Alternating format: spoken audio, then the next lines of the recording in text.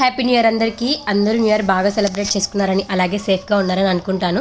ఈరోజు స్పెషల్గా మేము ఇంట్లో బీచ్ సైడ్ ఫిష్ పులావ్ చేసాము. చాలా బాగా కుదిరిందనమాట. అందుకే వీడియో షూట్ చేసి మీకు కూడా చూపిద్దామనేసి రెడీ చేసేసామన్నమాట.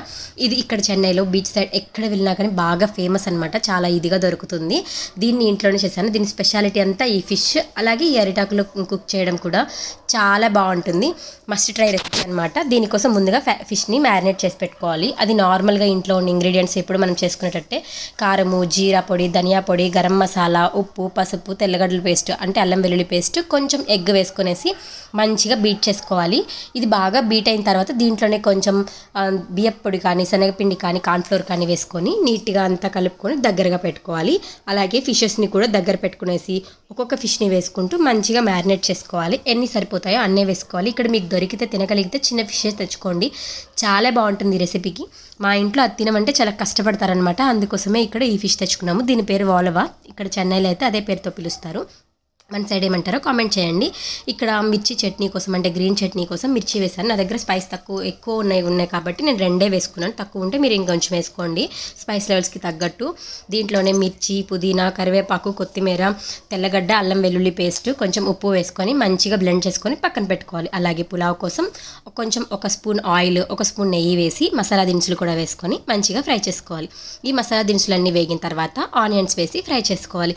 ఆనియన్స్ సగం మగ్గాయి అన్నప్పుడు ఉప్పు వేస్తే ఇంకా త్వరగా మగ్గిపోతాయి అన్నమాట.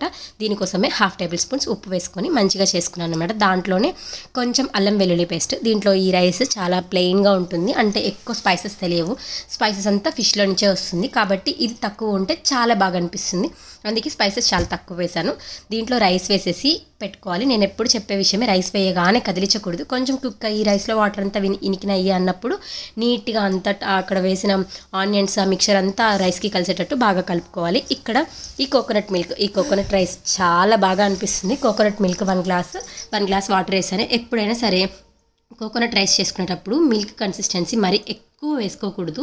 దానివల్ల స్టిక్కీగా వస్తుంది. హాఫ్ వేసుకున్నామంటే చాలా బాగుంటుంది అనమాట. అది బాగా కుక్ అయ్యి బబుల్స్ వస్తున్నాయి అన్నప్పుడు కొత్తిమీర వేసి కుక్ చేసుకోవడమే. ఇక్కడ ఈలోపు నేను ఫిష్ని ఫ్రై చేస్తున్నాను అనమాట. ఒక ఐరన్ తవా తీసుకొని మ్యారినేట్ చేసి పెట్టుకున్న ఫిష్ని ఆయిల్ వేసి నీట్గా 2 సైడ్స్ కాల్చుకుంటూ ఉండాలి. మధ్యలో తిప్పుకుంటూ కాల్చుకోవాలి. ఫిష్ త్వరగానే ఫ్రై అవుతుంది, అయినా కానీ తిప్పుకుంటూ ఉండాలి. తిప్పుకునేటప్పుడు చాలా జాగ్రత్తగా తిప్పుకోవాలన్నమాట. లేదంటే మాడిపోయే అవకాశం ఉంటుంది, లేదా విరిగిపోయే అవకాశం ఉంటుంది. అందుకే చిన్నగా చూసుకుంటూ తిప్పుకోవాలన్నమాట. ఇది తిప్పుకునేటప్పుడే కొంచెం కరివేపాకు, పచ్చిమిర్చి కూడా వేసుకున్నామంటే టేస్ట్ ఇంకా అదిరిపోతుంది. ఎప్పుడైనా సరే పచ్చిమిర్చి కరివేపాకుతోనే ఫిష్ ఫ్రైకి అంతా మంచి టేస్ట్ వస్తుందని నా ఒపీనియన్. మీకు ఎవరికైనా ఇలా అనిపించిందా కామెంట్ చేయండి. దీన్ని 2 సైడ్స్ తిప్పుకుంటూ కాల్చుకోవాలి.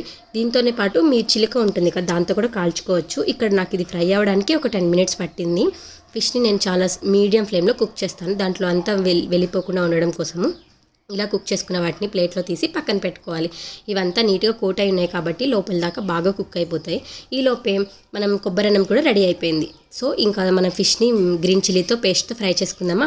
దానికోసం ఒక ఐరన్ కడాయి తీసుకొని, దీన్ని మస్ట్ ఐరన్ ఎందుకు చెప్తున్నానంటే ఐరన్తో చేస్తేనే టేస్ట్ చాలా బాగా వస్తుంది. బాగా బీచ్ సైడ్ తిన్నట్లే అనిపిస్తుంది. ఆయిల్ వేసి ఆనియన్స్, తెల్లగడ్డలు చిన్న ముక్కలుగా చేసి వేసి ఫ్రై అయిన తర్వాత గ్రీన్ చిల్లీ పేస్ట్ వేసుకొనేసి బాగా ఫ్రై చేసుకోవాలి. ఫిష్ విరిగిపోకుండా నెమ్మదిగా తిప్పుకుంటూ టోస్ట్ చేసుకోవాలి. ఆయిల్ అంతా పైకి వస్తుంది అన్నంతసేపు టోస్ట్ చేయాలన్నమాట. ఫిష్కి బాగా పట్టాలి ఆ గ్రీన్ చిల్లీ చట్నీ అంతా. అప్పుడే ఫిష్ లోపల దాకా స్పైసెస్ అన్నీ వెళ్ళిపోయి ఈ లోపల ముక్క దాకా బాగా తెలుస్తుంది.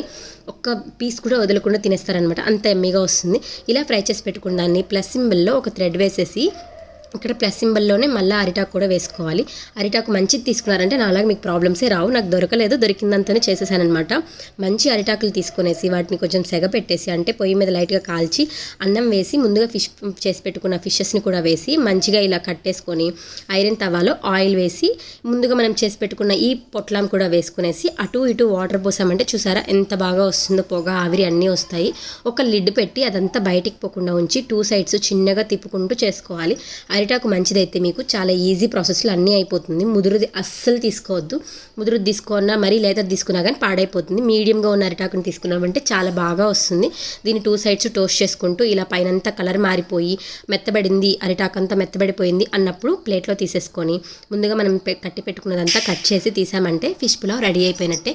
చాలా యమ్మీగా అనిపిస్తుంది. ఈ న్యూ ఇయర్కి ఇంకా బాగా అనిపిస్తుంది. మీరు కనుమకి అలా కూడా చేసుకోవచ్చు. ఒక్కసారైనా ట్రై చేయాల్సిన మస్ట్ ట్రై రెసిపీ అనమాట. ఆనియన్, లెమన్, పచ్చిమిర్చి చట్నీతో తిన్నామంటే అద్దరిపోతుంది.